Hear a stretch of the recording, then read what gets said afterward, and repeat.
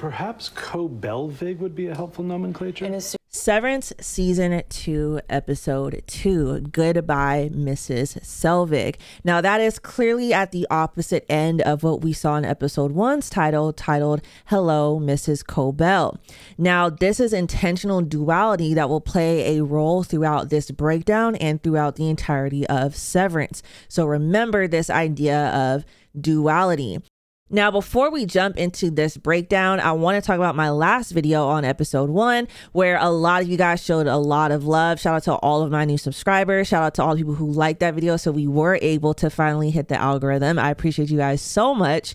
I also appreciate the fact that a lot of you guys commented about keeping the videos long. I now know that if I'm ready to geek out and nerd out about something I caught in this show, that I do not need to be afraid of how long that makes the video. So I really appreciate you guys for that. And I will definitely keep all the details that I catch inside of my videos, and I hope you guys continue to be excited for my future uploads. So with that being said, like this video if you want to nerd out on Severance, like this video if you think I deserve views and you want me to hit the algorithm, and subscribe if you haven't already, and let's get into this breakdown. Now, the number one thing I want to touch on leading into episode 2 so that we can establish a baseline is that number one, the 5-month gap was not real. As you guys might know from my last video, I believe that the 5-month gap could be real. My whole stint was that Milchick, although he lies, his lies are usually decorated with some form of truth. Whenever we find out he lied about something, it is a lie, but something about what he said still holds true. Now, I also want to point out that that actually is something that we can apply to everything we found out in this episode as well. The other thing is that a lot of people felt that they had came back to Lumon literally the next day. So regardless of the fact that the 5-month gap was not real and that I was wrong in my last video, I was right on the fact that some amount of time had to have gone by, because there was no way they were going to completely just throw all of this under the rug and get all of the Audis to agree to come back to Lumon just because. But we find out that they at least were able to get them back the next week later. And this really speaks to the power of Lumon's propaganda and the fact that I underestimated their reach in their propaganda, as well as I overestimated what actually happened after the innies did what they did. And that's what we'll talk about a lot during this video, is that what the innies did not really do much. Now, the next thing I want to point out is balloons. Balloons seem to be a common theme of this season comparative to last season, where we saw recycling and recycling cans being an important detail in last season. So the question is, why? Why are balloons important? Why are they such an important detail that they are literally putting everywhere? I want to reverse back into the last episode we had, where I got a lot of comments asking me about a balloon that was seen on the floor in the break room. I missed this detail, which I believe then a lot of us missed this detail. And then on top of that, which I saw no one else talk about, when I rewatched episode 1, because it was a lot more interesting to watch episode 1 now from the perspective of seeing the events unfold in order after seeing episode 2. So I recommend you do that as well. I noticed that there's actually way more than one balloon on the break room floor. There's actually a different colored balloon in every corner of the entire break room, and they're all lit up with a light in the center. So that's a huge question on what kind of decoration is this? Why would they have something that looks like this? And what is with balloons? Because that ties into this episode with how we see this new intro with a lot of references to balloons. I will do a completely separate video breaking down all of the things we see in this new intro, including the baby Kier, all of the baby workers, all of these balloons. And one other detail I want to mention, because I saw a lot of other YouTubers break this down, but they missed an important, crucial detail in this episode, which would make them wrong, is that in this intro, you can see a car that is very clearly in the ice. So a lot of people have drawn the conclusion that, is this what happened to Miss Casey? Is this what happened to Gemma, his wife? However, there's an important detail I'll touch on later on this video, so stick around, that will tell you that that's exactly not what happened to Gemma, on top of the fact that this car actually looks like Mrs. Cobelvig's. So is Mrs. Cobelvig leaving, and is she about to die? So keep that in mind for the future episodes. But for now, let's stick to episode 2. At the beginning of episode 2, we start off with basically seeing the aftermath of what happened right after the Macrodad uprising when they all switched back to their Audis from the perspective of the Audis. Remember, episode 1 was from the perspective of the innies. Now we start with Mark waking up confused in front of everyone at his sister's home during Rickon's reading after everyone just heard him say she's alive. Now he does not know that he said this, so his sister walks up to him trying to figure out who she is talking to. Is this innie or outie Mark? And she asks, what is my name? That is when Mark calls her Persephone. Now names and places of names and all of these hidden details throughout the show and throughout the dialogue are all important and all very intentional. The writers themselves confirmed during interviews that all of these things are on purpose, and they have placed certain types of hints based off of these things throughout the show. This is no exception. Persephone is a Greek goddess whose mythology symbolizes themes of life, death, renewal, and duality. Now, to explain Persephone's story so you understand how this relates to Severance, Persephone was first just a young girl named Corp, who was the daughter of Demeter, the goddess of grain, and of Zeus. Now, as she grew and she was supposed to become the next goddess of earth and plants and seasons, she was abducted by Hades and turned into the queen of the underworld. Now, this makes her story quite literally represent duality, the duality of being the bringer of flowers of light and life and the seasons, while also being the queen of the underworld and representing death, but because she was kidnapped or stolen to do so. Persephone could quite literally mirror a couple different female characters in this show, starting obviously first with Miss Casey, who is someone who is literally on the brink of life and death. Is she alive? Are they bringing her back from the dead? What is happening to her on the testing floor? And there's zero coincidence that Persephone is brought up in this conversation related to Gemma's existence in Lumon. But I also want to point out that Persephone has red hair. And what other character do we know that has red hair? Helena and Helly. And what is she also doing as well? She has been brought down to the severed floor, but to be literally the queen of hell. She will be the next CEO of the Eagan company of Lumon. So again, we could be referencing a couple different characters here using Persephone's story, but she represents that same concept of what I told you guys at the beginning of this video, the duality of a single thing, life and death, the duality of a severed individual, and the duality of human existence.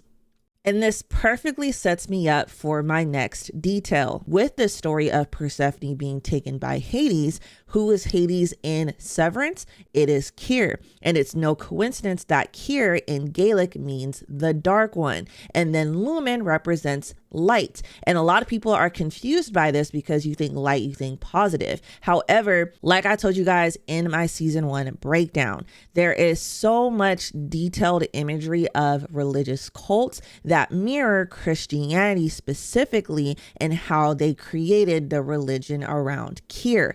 And to bring it even more full circle, Lucifer, Satan himself, the dark one, Kyr, is what's in the Bible? The bringer of light. And that in the Bible, light itself actually represents forbidden knowledge. And that is what caused Lucifer, Satan, to fall from the graces of God and become a fallen angel from heaven. He was going against God and making a mockery of God's creation by giving humanity forbidden knowledge by biting the forbidden fruit. And what else has a lot of imagery in Severance?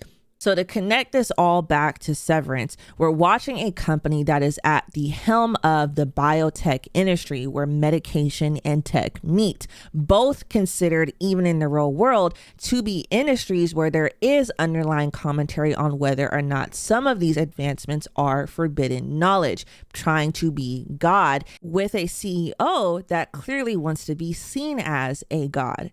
On top of the fact that they've created tech through the severance procedure that could be seen as blasphemous, as abhorrent, like we see someone say later on in this episode.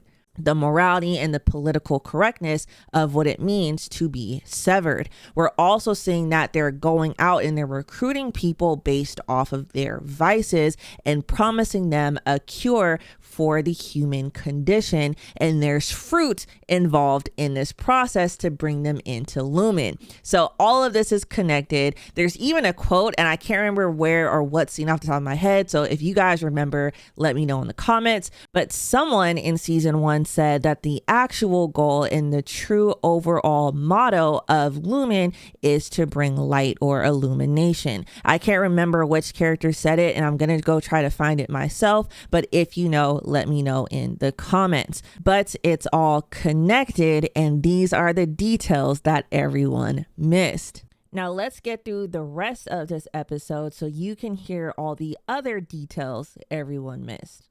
Now, the next scene we get to see is Helena Eagan directly after the Macrodad uprising, and her father, who comes into the room and gets as close as possible to her face as he can and says the words Fetid Moppet. Now, we can see the strain in their relationship that definitely goes beyond this moment. This is something that's been happening and building up clearly for a very long time. Now, Fetid Moppet itself directly translated means smelly child or smelly doll, like a Muppet, for example, right? So this has again another duality within a word where he's calling her a dirty child, a smelly child, but also references her being a doll, because as someone who is the lineage of the Eagans and the heir to the Eagan throne and the daughter of Jaime Eagan, the current CEO of Lumon, she has no actual agency over her own life, which is something we see played out with in the rest of this episode.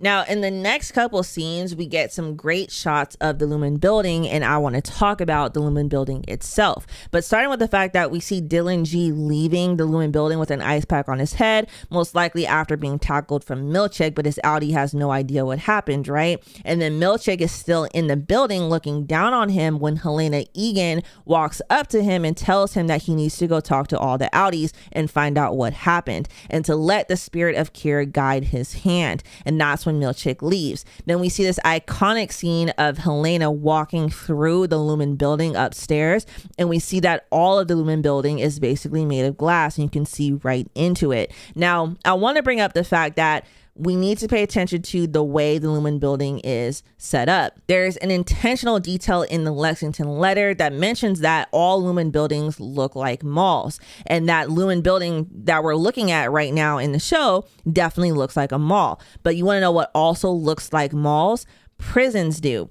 And that is another way that the show is referencing the duality of light versus dark, and how things that can literally look the same have a completely different purpose. Malls and prisons share a lot of architectural similarities, including the walkways that go around the middle, this open space within the middle, huge and monolithic, something that looks completely the same. How the exterior of a mall and the exterior of a prison is made up of all of these exterior walls that give off a closed off fortress-like appearance. And I want to add that Lumon specifically is built like a mall or a prison, but it's a prison made of glass. So it's almost like its own commentary of, we don't actually need to hide. We're a prison in the wide open. We're hiding right in front of you. You can see everything that we do, and it makes you think we're not doing anything bad. But in reality, we are what we look like. We are a prison. We are in control. So let me know what you guys think about Lumon literally being a mall or a prison made of glass, what it makes you feel or what it makes you think and what you think it represents. Now, this is where we see Helena meet with Mrs. Cobelvig. And Mrs. Cobelvig is literally sitting in this long room with this long table. Again, a lot of imagery and shots that kind of give you a certain feel and a certain idea of what it's really like inside of Lumon. Helena's already telling her all these things that they've done to manage and do the damage control so far. Now, the point of this, in my opinion, is because she wants Mrs. Cobelvig to feel like she is more involved than she actually is. Now, I want to point out that Mrs. Selvig's first question is Mr. Egan joining? What is her obsession with Egan men, right? We know it's only particular to the men because Helena is literally sitting right in front of her and she feels no way about it. But basically how this conversation goes is that Helena offers her a job to come back because they want to keep her on the payroll. They want to keep her loyal to the Eagans because of all that she knows. And I also want to question, what else does she know about Lumon that we have not even found out yet? Helena offers her a promotion to be on the Severance Advisory Council, which is something completely new and made up, and it's obvious to keep her quiet, which Mrs. Cobelvig catches on to. So I already knew from this scene Mrs. Cobelvig was not going to take this job. Now, the last thing I want to point out about this particular scene is that Mrs. Cobelvig says, "You don't value me, you fear me." And then Helena says, "We fear no one." Now, again, this kind of plays into what I was saying earlier with Lumon literally looking like a prison you can see through. They don't fear anyone because what do they have and what do they know and what kind of tech are they playing with and what exactly are they doing on the testing floor and what exactly is MDR refining that would make them feel like they have no one to fear, that they have as much power as they do and they don't have to have certain things because they don't need it because they already have enough power as is. And that's where we see Helena go on to film a public apology, where she blames the outburst and the claim of torture on mixing non-Lumon medications for an arm rash with alcohol. I want to point out that she says specifically non-Lumon medications. Again, doing all the propaganda, and regardless of the situation, never forgets to insert that little propaganda of the medications that mess you up aren't the ones that we sell here at Lumon. That's somebody else's medications, right? But again, all of this to try to make it and write it off as a joke and a lie, that all of these things are just her being and acting out as the son or the daughter of someone wealthy, and that she just thought it was funny, and that now she realizes the effects that it has on real people around the world, kind of playing into that notion of what else has she done before that gives her this reputation and gives her this strained relationship she has with her father that makes her feel like she is a Fetid Moppet. But we'll talk about this more later on in this video because I think the real key is the shots we get later on while she's watching the security footage. Now let's talk about the detail everyone's debating, which is the quality of the film. Because in this almost futuristic feeling show where all of this advanced technology, like something like a Severance chip and a nice, very expensive building like the Lumon building itself, why is all the tech seem outdated? Why is all the film seem old? And I've seen the theory where people take this detail and they think that we're in an alternate reality. However, there are some other hints that give us that concept, right? Like the fake states, fake cities, fake countries. However, this actually makes me question who this video is for, because we've seen smartphones, we've seen high-tech TVs in the real world. So that makes me actually think, who are they sending this footage to and what is it actually for? Who actually needs to be told what is going on and needs an apology video from Helena?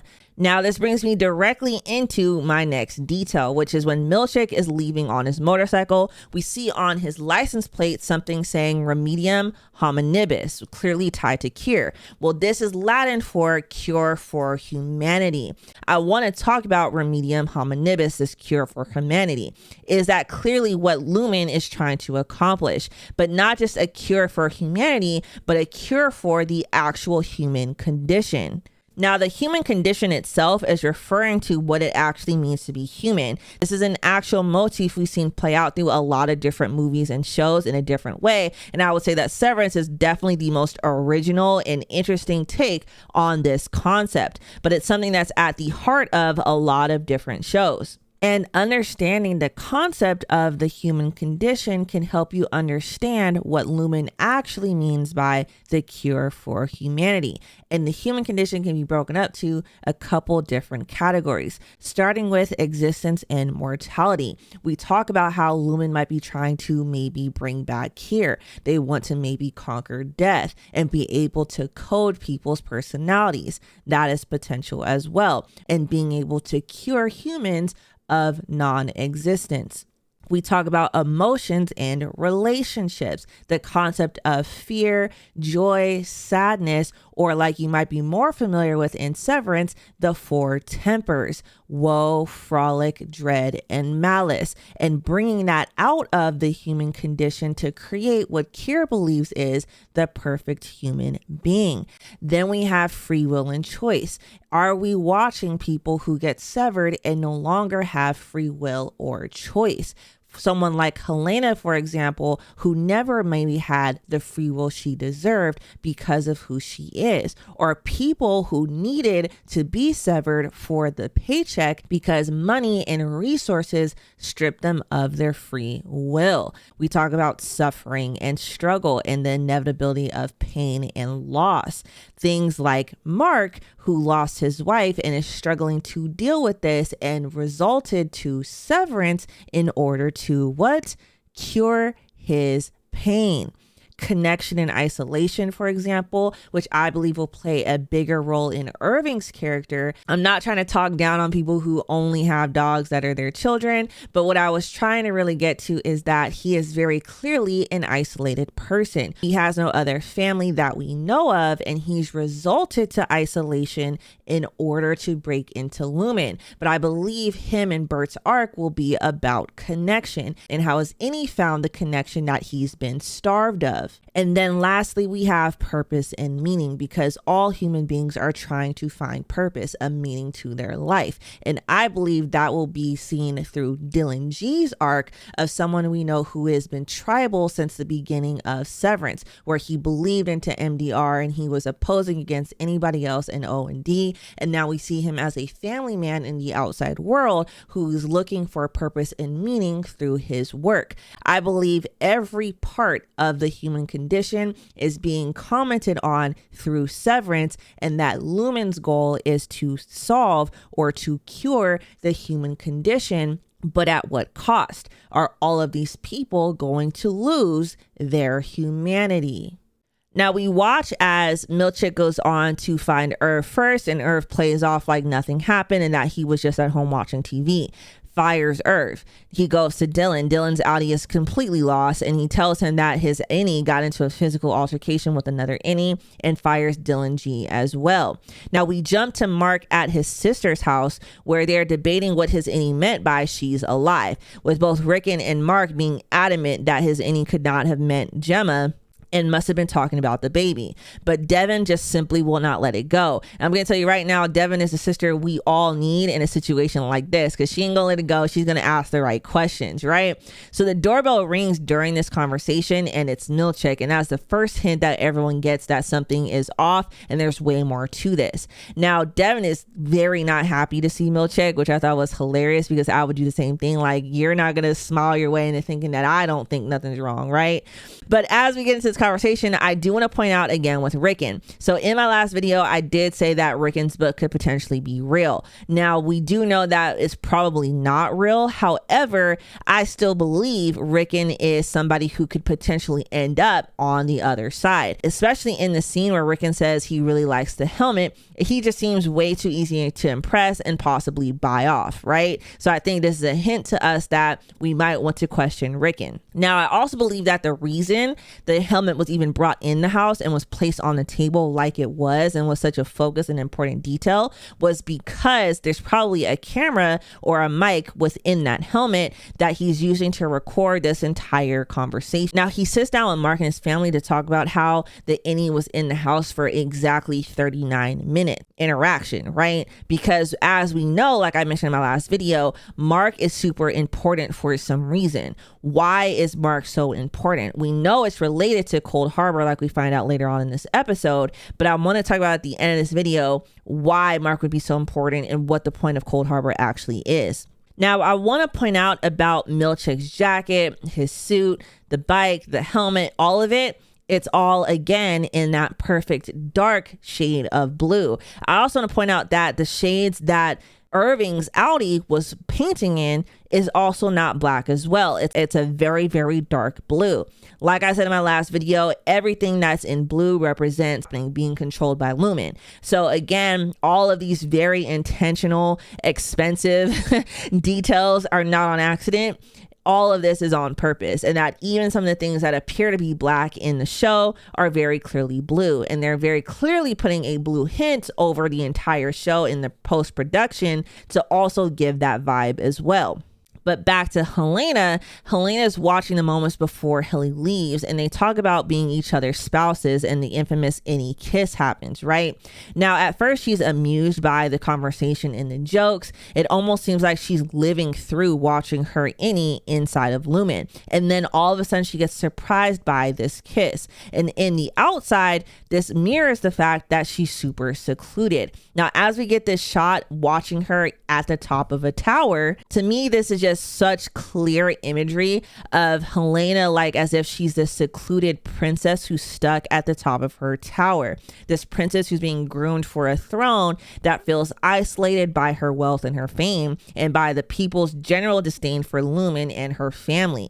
But yet on the opposite side, her innie that shows how she truly is without any of that was able to not only find friends and rebel, but was able to find love. I want to point out as well that Mr. Drummond, her bodyguard, seems to have a lot of empathy for her as well through the faces that they make towards each other. It just seems like this lonely princess who's stuck in her castle, right? And I think that's going to be where her character arc continues to go.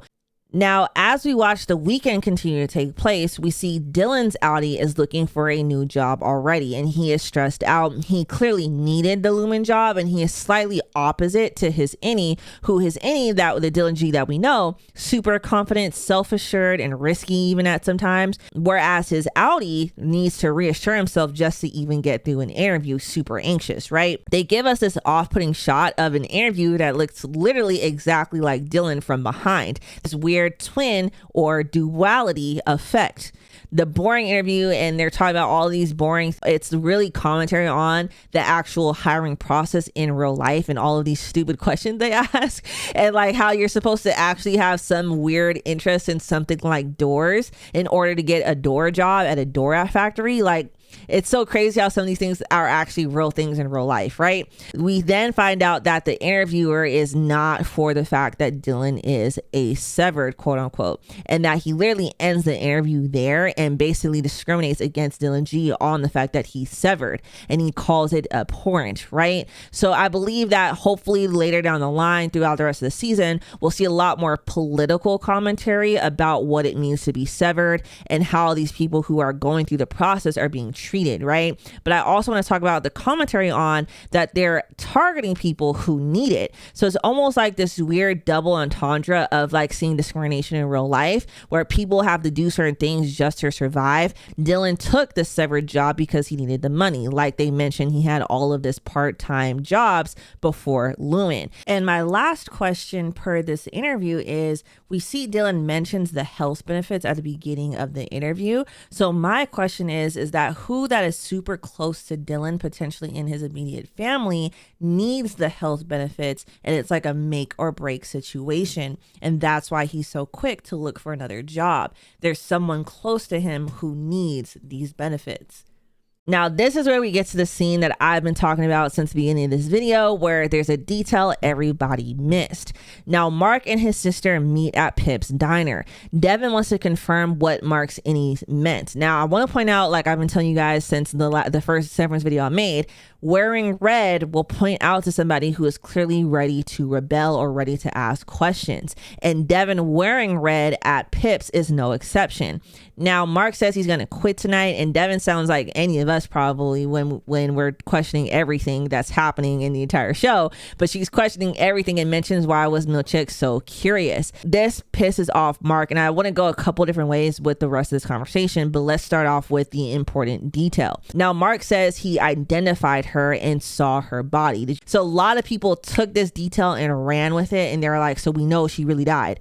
Actually, if you pay attention to the rest of what he says, you'll catch the detail that tells us maybe she never died. He says, but if Rickon died and his body burned, I would feel sad for you, but not affected. Now, don't miss this detail. This is the detail everyone missed. If his body burned, That means that Mark saw a burnt version of Gemma's body after the crash. The other reason I do not believe that the car we see in the intro video is of Gemma's car, and that car actually looks more like Mrs. Selvig's car. But the other reason is that Gemma crashed and burned at a tree. She hit a tree. That's a tree we saw in season 1. So it's safe to believe that the car hit the tree, caught on fire, and she burned, quote unquote, inside. But what do we know is a very huge trope in a lot of shows and even in real life, but we're not going to go there, is that burned bodies replace people that actually aren't dead, because it's hard to identify someone who's been burned unless you go the route of DNA. Clearly, they didn't go the route of DNA because they asked Mark to identify her burnt body. So what did he actually identify? Did he actually identify Gemma's body, or was it someone else's? That could be our key to understanding that Gemma never died, and whatever happened to her in this crash, that's when Lumon got her. Was Gemma even in the car crash? Right? Was she even in the car crash? But even if she was, she definitely didn't die. So maybe she's in a coma like we mentioned in my last video. But now this opens the floodgates for so many other theories. And I see no one else talking about this. But to finish off this whole, part that I'm talking about right here, I think it's crazy to kind of say to your sister that if her husband died and his body burned, you would be sad for you. What do you mean you'd be sad for you but not affected? Like, I know you don't like Rickon, but damn. But anyways, as we see Mark leaving the Pip's diner, we see that Drummond was there listening the whole time. And now Lumon knows that he knows, or that they're actually contemplating if Gemma is at Lumon. I also want to point out the frolic tattoo on his hand. There's not much actually to be debated about his tattoo, other than the fact that it's just him showing how his loyalty truly lies with Lumon. And this is somebody that's probably been close to Lumon his entire life, right? And then Drummond seems to be like the actual head of security. And he also might be the person we saw in season 1 who was standing in the hallway. Because when I went back and watched episode 1, you could make an argument that that did look like him, right? Now, Irving goes to take a phone call in the middle of the night, and he calls someone to tell them, who does not answer, "I want you to know my innie got the message," referring to the painting of the testing floor elevator. Now, before we even talk about Bert and why Bert's even there, I want to talk about, number one, who is Irving calling? What type of operation is he a part of that is trying to infiltrate Lumon? Now, there's a couple people that could be the person he's calling on this phone.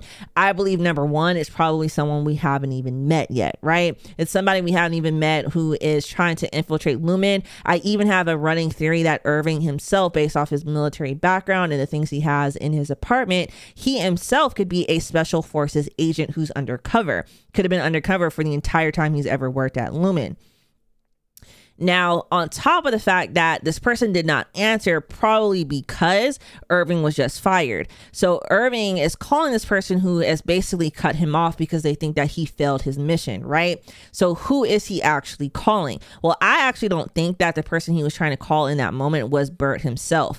I believe that who he was calling is, again, someone we probably haven't even met yet. Now, why is Bert there? What does Bert's Audi actually know? Especially, what does he know about Irving? Why does he know where Irving lives, right? So there's a lot of theories going on or going around that love, or this concept of love, transcends the severance chip, and that maybe Bert and Irving had some sort of relationship outside of Lumon and outside of Severance that kind of basically leaked into their relationship inside of the Lumon building, and they have no idea. I like this theory. I think that it's a great theory to have, especially now that we know that why does Bert even know where Irving lives, right? So that's definitely a huge theory. Maybe they knew each other like years and years ago.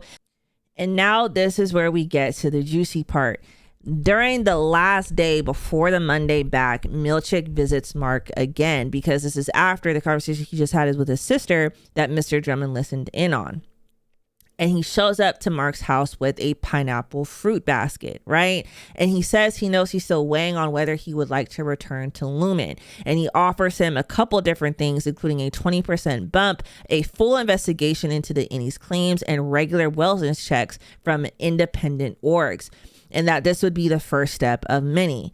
And lastly, he asks about Gemma. This is where we learn that Mark cited in his intake interview that her death was a primary motivator for severing, and that every day felt like a year and like I was choking on her ghost.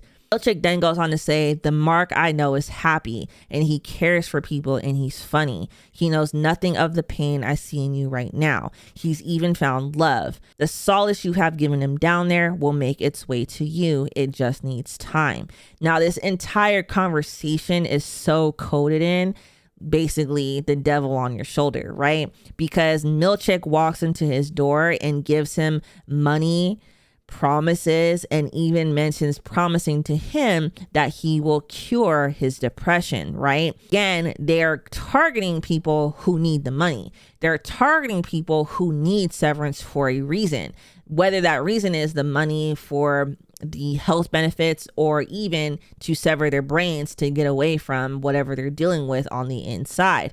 It's almost like they're promising severance as a cure, and a cure for what? The human condition, like I mentioned earlier in this video, and a cure for humanity.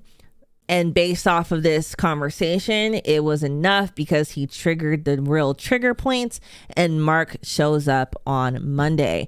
Mark has bitten the forbidden fruit. Now we see that Helena, Natalie, Milchick, and Drummond are all there on Monday watching him arrive. Now Helena asks if they're satisfied, and that's where Drummond says the sister is more uppity than he is. So they're definitely going to start following Devin through the rest of the season.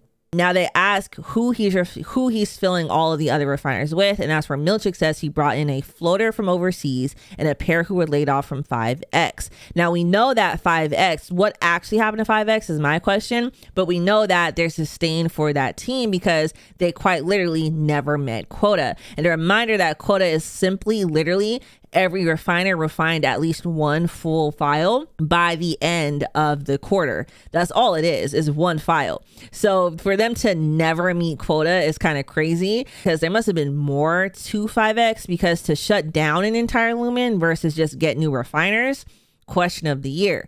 Now, I also want to point out too, in my last video, I talked about how that other refiner, the one who barely speaks English, is very clearly from a poor country where they're trying to have a lumen, right? And people just could not believe me for some reason. They were like, you really believe this and that? Now, it could be a stretch to say that he had a rope instead of an elevator, right? But I genuinely believe that just like any other corporation in the real world, yes, Lumen is going to put a headquarters in a poor country, and those people from an impoverished country can only afford to have what they have in that country, right? So as we see then, Helena says we need Mark S to go back to work long enough to complete Cold Harbor. Now, at this point, I think it's safe to assume that Cold Harbor, the file and what he's refining, is Gemma. And now I want to take this moment to talk about the files in general. In my last video, I gave you guys a screenshot of every single file we've ever seen throughout the entire show.